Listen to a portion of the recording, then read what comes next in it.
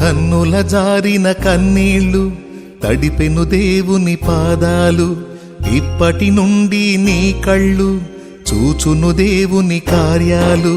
కన్నుల జారిన కన్నీళ్లు తడిపెను దేవుని పాదాలు, ఇప్పటి నుండి నీ కళ్ళు చూచును దేవుని కార్యాలు. ఉందిలే దీవెనా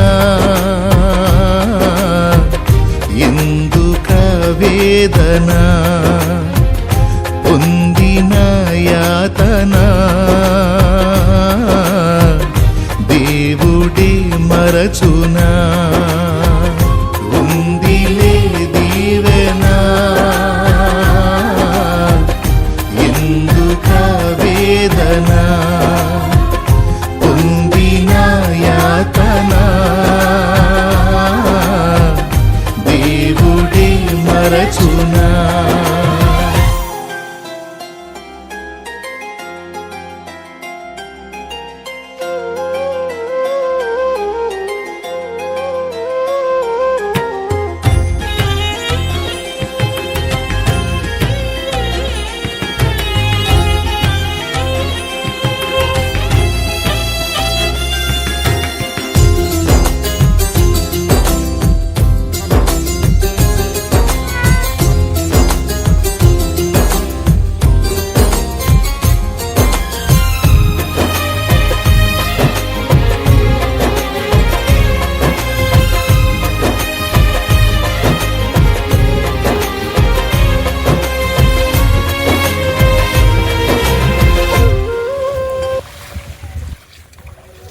మన ప్రభువైన యేసుక్రీస్తు నామములో ప్రేమ వందనాలు తెలియజేస్తా ఉన్నా.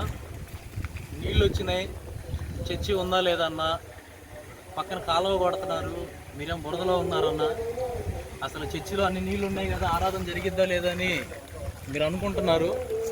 నేను ఆ మాట చెప్తున్నాను, విశ్వసించేవాడు కలవరపడనన్నట్టుగా విశ్వాసంతో మీరు రండి. ఆదివారం ఆరాధన జరుగుతుంది, ఖచ్చితంగా దేవుడు కృప చూపుతాడు. ఇప్పుడు 8:30 కావస్తా ఉంది, ఇంకొక గంటలో నీళ్ళు మొత్తం కూడా లాగేస్తాయి, ప్రశాంతంగా ఉంటుంది. ఖచ్చితంగా అందరూ ఆరాధన చేసుకుందాం. ఆరాధన విషయంలో సన్నిధి జరిగిద్దా లేదని ఆలోచన తీసేసేయండి. ఇలాగ కాదు, ఇంకా 2 అంతలు వరదైనా సరే సన్నిధి మాత్రం ఆగదు. ఆదివారం ఆరాధన ఆగదు, ఆదివారం ఆరాధన జరుగుతుంది, దేవుడు జరిగిస్తాడు. ఎందుకంటే ఇది దేవుని పని, నా పని అయితే అయిపోవచ్చు, కానీ ఇది దేవుని పని కాబట్టి ఖచ్చితంగా సన్నిధి ఆరాధన జరుగుతుంది. 10-10:30 కల్లా ప్రారంభం అవుతుంది. కాకపోతే ఈరోజు ఇంకొంచెం ఎర్లీగా ముగించడం జరుగుతుంది. ఎందుకంటే ఈరోజు వంట కార్యక్రమాలు ఉండవు కాబట్టి వంట వండడానికి కూడా అవకాశం లేదు. కాబట్టి మీరు గమనించి ఆరాధనకి అందరూ రావాల్సిందిగా ప్రభు పేరట తెలియజేస్తారు. కొంతమంది ఫోన్ చేస్తున్నారు, ఇట్లా ఉంది కదా మేము రావచ్చా రాకూడదా అని. కొందరు అసలు జరిగిద్దా లేదా ఈరోజు అని ఆపారా అని. ఎప్పుడు ఆరాధన ఆగడం జరగదు, ఇది గుర్తుపెట్టుకోండి. అందరికి వందనాలు. Praise lord. పిచ్చుకలు కూడా వచ్చినాయి ఆఖరికి ఆరాధనకి.